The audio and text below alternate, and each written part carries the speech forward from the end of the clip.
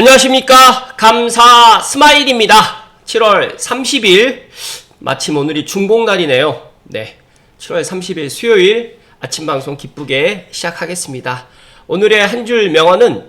단단한 사람보다 유연한 사람이 되기를. 당신을 흔드는 모든 바람에 잠시 흔들리되 부러지지는 않기를. 때로는 바람을 타고 더 먼 곳까지 날 수 있기를 감사 스마일이 응원하고 소망 드립니다. 네, 오늘도 아침에 좀 약간 흐린 날씨긴 하지만 또 아침부터 푹푹 찝니다. 네, 수분 섭취를 충분히 해주시고 건강한 하루, 행복한 시간 되시고요. 감사 스마일 오늘 중복날 많은 분들이 삼계탕이라든지 또 보양식을 갖다 드실 건데 저는 삼계탕도 좋은데 추어탕이 제 몸에 좀 잘 맞더라고요. 그래서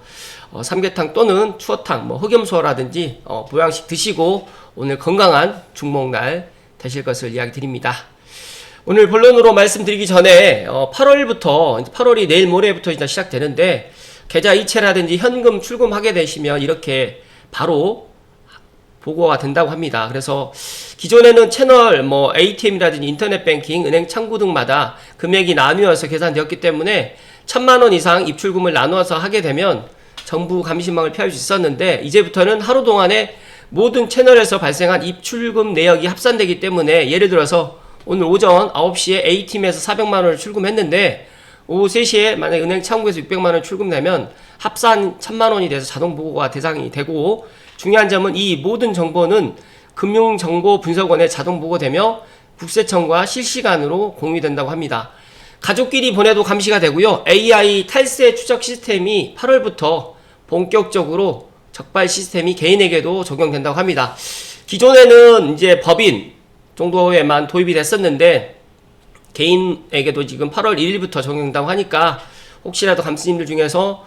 예를 들어서 현금을 갖다 많이 보내신 분들이라든지 또 이제 부모가 자녀에게 매달 200에서 300만원씩 송금하시는 분이라든지 며칠 간격으로 주고받는 왕복 송금이라든지 또 부동산이라든지 가상자산 거래 빈도가 과다한 경우에는 이런 것들을 모니터링을 한다고 하니까 AI가 자동적으로 이제 비정상 거래로 인식해서 국세청에 자동 알림을 전송한다고 하니까 세무조사가 또 시작될 수가 있다라고 지금 생각하시고 미리 준비 대비를 하셨으면 좋겠습니다.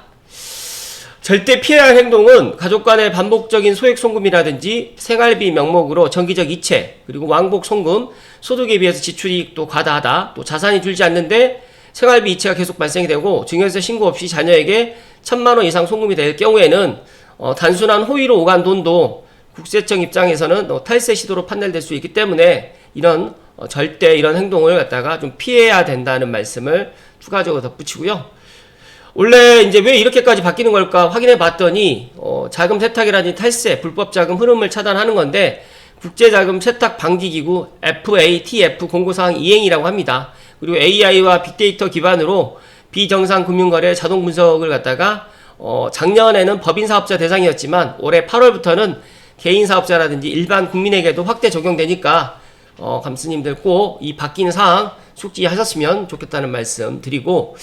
추가적으로 한 가지만 더 말씀드리면 지축력 센터를 풀죠. 7월 26일 보니까 지난주 토요일날 계약이 이루어졌는데 거래가 보니까 84타입 33평인데 B타입으로 일단 24층이 거래가 됐고 보니까 역대 지금 최고가로 10억 1,500이 찍혔습니다. 아마 이거를 실거래 하셨던 부동산 대표님도 조금 빨리 이거를 또 올리신 것 같은데 직전에 직전 최저가 같은 경우는 이제 8억 8천이어서 거의 9억 전후가 이제 최저가였는데 지세부 같은 경우는 올랐을 때 내려가는 그런 것들도 상당히 많이 떨어지지 않았기 때문에 상대적으로 가장 먼저 지금 10억을 넘었고, 많은 분들이 물론 덕은이라든지 향동이라든지 원흥 그리고 삼성에 있는 아파트도 주목하고 있지만 저는 제 개인적인 생각은 내년 상반기에 GTXA 연신내역이 열리면 지축에 있는 아파트의 평가가 달라질 거라는 말씀 드리면서 10억 1,500에 사셨던 분이 꼭지에 산 것이 아니라는 말씀 드리면서 제가 생각했을 때 이 뜨거운 여름 삼복더위 8월 전에 그래도 고양시 덕양구에 있는 아파트들은 그래도 거래가 될 거라는 말씀 드리면서 특히 12억 이하 12억에서 15억 사이에 있는 서울에 있는 아파트들도 지금 거래가 좀 되고 있는 것으로 확인되고 있고, 지금도 고양시 덕양구에 있는 아파트들을 매수를 갖다 하려고 하시는 분들이 의외로 지금 있다는 말씀 드리면서, 감스님들 중에서 내가 의사결정을 갖다가 하루라도 빨리 해야지만 더 좋다는 말씀을 추가적으로 이야기 드립니다.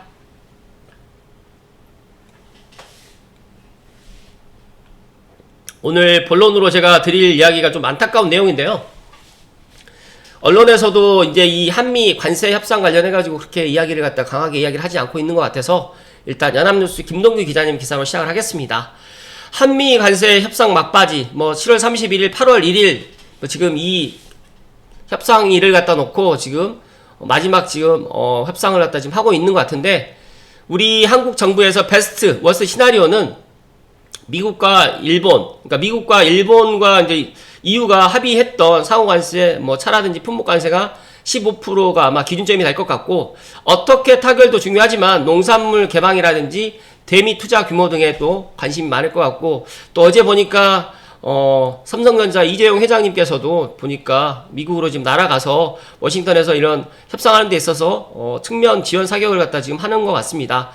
중요한 거는 한미 관세 협상 시한이 이제 한 이틀 앞으로 다가온 가운데, 양국이 미국에서 유럽을 오가는 출장 협상까지 벌이면서 협상 타결을 적극 시도하고 있어서 그 결과가 주목되고 있고, 관세 면제 목표로 내세웠지만 일본과 유럽연합처럼 15%면 정말 베스트인 것 같습니다. 일단 8월 1일 전 관세 협상 타결을 목표로 장관급 연쇄 협상에 나서고 있는데, 한국은 미국에 지금 마스가라고 지금 이름 붙인 지금 미국을 갖다가 위대하게 하는 수십조 원 규모의 조선업 협력 프로젝트를 제안하면서 일단 여러 가지로 이제 이런 당근을 또 주면서 얻어낼 것을 갖다가 얻어내고, 관세 협상에 최소한 15% 이내로 지금 하려고 지금 생각을 하고 있는데, 결과가 어떻게 될지 모르겠습니다. 일단은 8월 1일부터 부과 예정인 25%의 상호 관세를 면제받아서 0%로 만들고, 현재 자동차, 철강에 붙고 있는 품목 관세를 면제받는 것을 베스트 시나리오로 지금 상정하면서 협상하고 있는데, 부디 베스트 시나리오로 협상이 잘 되기를 갖다가 감사스마일이 또 오늘 또 응원을 하면서 소망을 할 것 같은데, 실제로 25% 관세를 갖다가 못 낮추게 되면 차 경쟁력도 우려가 되면서, 마지막으로 이 트럼프 대통령의 이런 예를 들어서 이제 의지, 또 관문을 넘을지가 관건인 것 같습니다. 한미 관세 협상이 타결되어 있는 경우라도 상호 관세 및 자동차 관세율이 일본과 유럽연합의 15%보다 높은 수준으로 결정된다면 협상이 성공적으로 이루어졌다는 평가를 또 받기 어려워 보이기 때문에, 오히려 지금 이 15%가 마지노선이 되지 않을까 생각이 되는데, 정말 감사스마일이 오늘 아침에 중복날 이런 이야기를 드리는 게 어떻게 들리실지 모르겠지만, 진짜 우리 한국 지금 대한민국 상황이 그렇게 녹록치 않다는 말씀을 감사스마일 추가적으로 이야기 드리면서, 일단은 가장 중요한 거는 실질적으로 협상의 최종 권한을 가졌던 이 트럼프 대통령의 최후 통첩이 가장 큰 변수로 꼽히는데, 부디 잘 협상이 지금 이루어지기를 갖다가 바라는 바이고요. 미국 고관세가 그렇다고 하면 내 자산에 미치는, 많은 분들이 이거 고관세가 우리 지금 삶에 지금 미치는 영향이 있느냐라는 약간의 그런 것들을 갖다 모르시는 분들을 위해서 박대성님의 칼럼, 미국 고관세가 내 자산에 미치는 충격적 현실에 대해서 좀 이야기를 좀 드릴 수 있도록 하겠습니다. 중요한 거는 GDP는 물론 주식이라든지 집값, 그리고 여러 가지의 원화가치 하락 시뮬레이션을 돌려봤을 때 정말로 25% 관세가 지금 감스님들의 월급과 집값에 미치는 충격적 현실, 이런 것들을 지금 모르기 때문에 지금 많은 분들은 그냥 지나치고 있는 것 같은데, 상당히 지금 큰 영향을 끼칠 거라는 말씀을 먼저 결론으로 이야기 드리면서 칼럼 내용 좀 살펴드릴 수 있도록 하겠습니다. 한국의 2024년 총 수출액은 잠정치 1,006조 원으로 추정되고, 이 중 미국으로 가는 수출은 거의 전체의 20% 정도를 차지합니다. 그런데 8월부터 경쟁보다 10%포인트 높은 관세를 물게 되면 어떤 일이 벌어질까요? 문제는 관세 10% 인상이 수출 10% 감소로 끝나지 않는다는 점입니다. 경제학적으로 관세로 인한 가격 경쟁력 상실은 비선형적 시장 점유율 하락을 가져오고, 특히 한국이 가장 큰 흑자를 내는 미국 시장에서의 무역 흑자 규모가 급감할 수 있다는 뜻입니다. 여파는 여기서 그치지 않고요. 여기에서 이제 소득 감소는 부동산과 주식시장 폭락을 불러오고, 원화 가치까지 추락시키는, 지금 원달러 환율도 지금 1390원이 넘어가고 있고 1400원이 만약에 돌파될 수가 있는 이런 상황인데 결국 당신의 월급과 집값 그리고 주식 모든 것이 연쇄적으로 타격을 받습니다. 어떤 분들은 나는 미국 주식 투자했기 때문에 상관없다라는 이야기를 하시는 분도 계시겠지만 장기적으로 봤을 때는 여러 가지로 지금 상당히 힘든 상황이 펼쳐질 수 있다는 말씀을 드립니다. 극단적 해외 의존 한국 경제의 아킬레스건이 지금 미국과 최대 흑자 파트너 자동차 반도체 중심이다 보니까 오히려 지금 중국은 적자가 지속되고 있지만 미국에서 이런 무역 수지의 흑자로 인해 가지고 여러 가지로 우리나라의 경제를 지금 뒷받침해줬던 그런 건데 지금 여러 가지 이런 것들이 만약에 고관세로 해가지고 만약에 미국의 이제 25% 뭐 최소 지금 15% 이상이 이제 관세가 물리게 된다고 하면 진짜로 앞으로 대한민국의 경제가 난항이 될 거라는 말씀 드리면서 진짜 충격은 수출입 합계입니다. 기존 2023년 기준 한국의 GNI 대비의 총교역의 비율은 87.2%에 달하는데 OECD에 따르게 되면 대한민국의 GDP 대비 무역 비중은 1991년 51.1%에서 2025년 현재 90%를 넘나드는 수준까지 솟았고 이는 미국의 35.5%, 일본의 34.1%에 비해서 2배 반 이상 높은 수준입니다. 이것이 무엇을 의미하는가? 한국 경제의 10원 중에 9원이 수출입과 직결되어 있다는 뜻이기 때문에 미국이 재채기를 하게 되면 한국 경제가 폐렴에 걸리는 구조가 바로 이것입니다. 여기서 주목해야 할 핵심은 한국이 그동안 미국 시장에서 강력한 가격 경쟁력을 유지할 수 있었던 이유는 한미 FTA 덕분에 한국 제품은 대부분 무관세로 미국 시장에 진입할 수 있었지만 반면에 한국의 주요 경쟁국들은 다양한 수준의 관세를 부담해야 했습니다. 하지만 8월부터 상황이 역전됩니다. 한국은 25% 관세를 부담하게 되는 반면 일본과 EU는 별도 협상을 통해서 15% 관세를 조정받은 것으로 알려졌기 때문에 무관세 혜택을 잃은 한국이 오히려 경쟁국보다 10%포인트 높은 관세를 부담하게 되는 상황이 벌어질 수가 있다는 겁니다. 이건 확정된 건 아닌데 진짜로 한국만 만약에 25%를 적용받았을 시에는 GDP가 2에서 3% 하락이 예상되기 때문에 주 품목별 대미 수출액 감소를 시뮬레이션을 돌려봤더니 일단 4개 품목에서만 480에서 570억 달러의 손실이 예상이 되고 이는 한국 전체의 GDP의 2.5에서 3%에 해당되는 규모다 보니까 상당히 큰 문제가 될 수 있다는 말씀을 드립니다. 그래서 지금 이제 조선업을 갖다가 헌납을 할 것이냐 이런 여러 가지의 또 기로에 지금 서 있는데 일본과 EU가 미국과 협상을 타결해서 관세율을 15%로 낮춘 상황에서 한국만 25%를 그대로 적용받는다고 하면 진짜로 힘들어지는 상황이고 이걸 쉽게 말씀드려서 설명을 좀 드리면 동일 제품 100달러 기준으로 미국 현지 판매 가격을 보게 되면 한국 제품은 125달러, 일본과 EU 제품은 115달러, 중국 제품은 110달러가 되기 때문에 상대적으로 한국 제품의 경쟁력 손실로 이어지고 실제 매출 감소로 이어질 수밖에 없다는 말씀 드립니다. 그리고 미국 시장이 줄어들게 되면 글로벌 시장 축소의 연쇄 효과로 인해 가지고 일단 한국처럼 무역 의존도가 높은 국가일수록 이 충격은 배가 되면서 가장 가능성이 높은 중간 충격 시나리오에서도 4인 가족 기준 연간 1,600만원 소득 감소가 예상됩니다. 이는 월 133만원씩 수입이 줄어드는 것 같기 때문에 상당한 문제가 될 거라는 말씀 드리면서 특히 원화가치 하락과 자산가치 붕괴입니다. 무역수지 악화는 필연적으로 원화 약세를 가져오게 되는데 수출 감소로 달러 유입이 줄어들고 한국 경제에 대한 신뢰도 함께 떨어지기 때문에 외환위기 당시에 원달러 환율이 900원에서 1,800원까지 두 배나 뛰었다. 그때 당시의 상황과 현재를 비교해 보게 되면 무역 의존도는 오히려 더 높아졌고 대충격에 대한 취약성은 더욱 심화되었기 때문에 만약 지금 현재 원달러 환율이 물론 1390원에서 1400원 사이에 있지만 만약에 1400원에서 1800원까지 아니더라도 1500원까지만 상승된다고 하면 자산가치에 미치는 영향은 정말 심각해질 것 같고 또 많은 분들이 부동산 자산에 대해서 하락이 또 예상된다라고 또 생각을 하고 있는데 만약에 3억원 아파트 기준으로 해서 7,500만원에서 1억 5천만원의 손실이 또 발생할 수가 있기 때문에 여러가지 또 수출기업 주식은 40에서 60% 또 내수기업 주식은 20에서 30% 떨어질 것으로 전망되기 때문에 지금 코스피가 5천 시대를 갖다가 간다 그런 이야기를 하고 있지만 만약에 고관세로 미국 관세가 만약에 15에서 25%로 부과된다고 하면 진짜 우리나라의 경제적인 상황은 정말 심각해질 거라는 말씀을 다시 한번 감사스마일이 강조해서 이야기 드립니다. 제가 아침에 이렇게 무거운 이야기를 드리는 제 마음도 편치는 않지만 중요한 거는 70년 지금 한미동맹의 기로에 서 있고요. 일각에서는 한국이 미국과 중국 사이에서 등거리 외교를 통해서 실리를 추구해야 된다는 의견을 지금 제시하고 있는데, 중국과의 경제적인 연결고리가 또 강하고 또 성급한 선택이 오히려 손실을 또 가져올 수 있다는 또 신중론도 분명히 있습니다. 실제로 한국의 수출 상대국 중에 중국이 19.5%로 1위를 차지하고 있어서 이러한 관점에도 일리가 있지만, 하지만 현실은 그렇게 만만하지가 않고, 트럼프 행정부가 요구하는 것은 농산물 개방 같은 표면적 양보가 아니라 아시아판 나토에서 한국이 어느 편에 설 것인가라는 근본적인 선택을 강요하고 있습니다. 즉 다시 말해서 지금 중국 편에 설 거냐 미국 편에 설 거냐, 이걸 지금 강요하고 있는데, 지금 만약에 지금 이재명 정부에서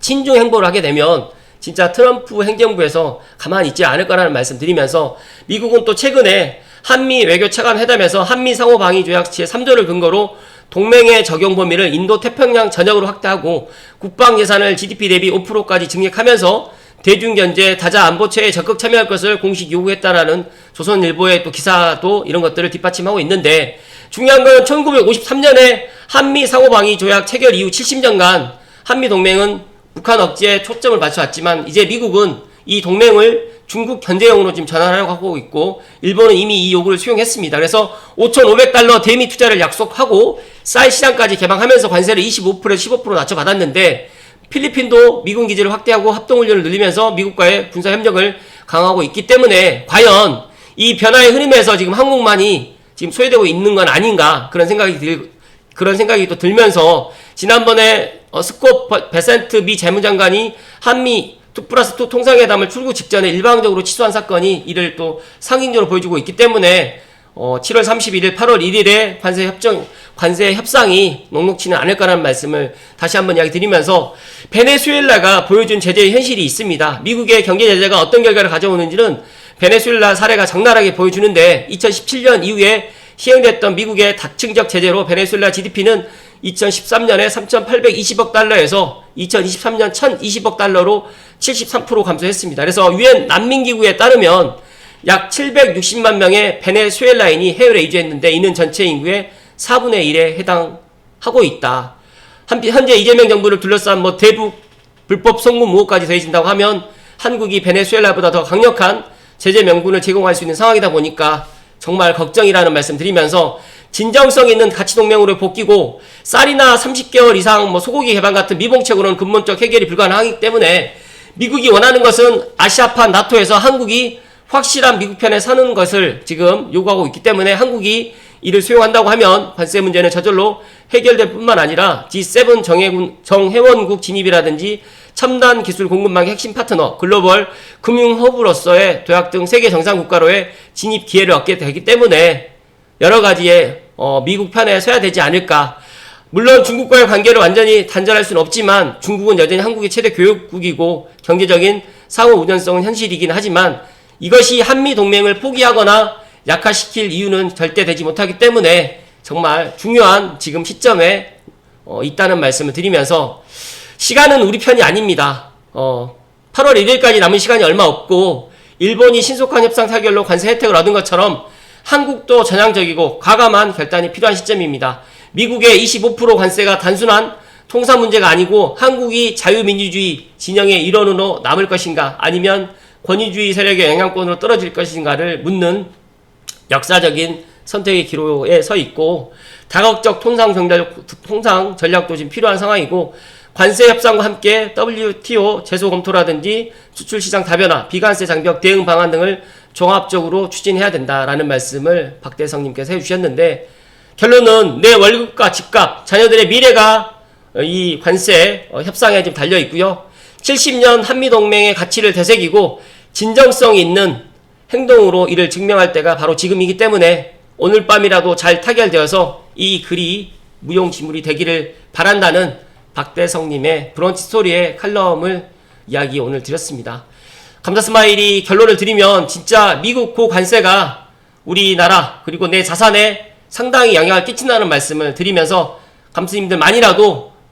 관세 협상이 잘 이루어지기를, 그리고 자유민주주의 시장경제를 수호될 수 있도록 오늘 감스님들이 함께 응원해 주실 것을 이야기 드립니다. 고맙습니다.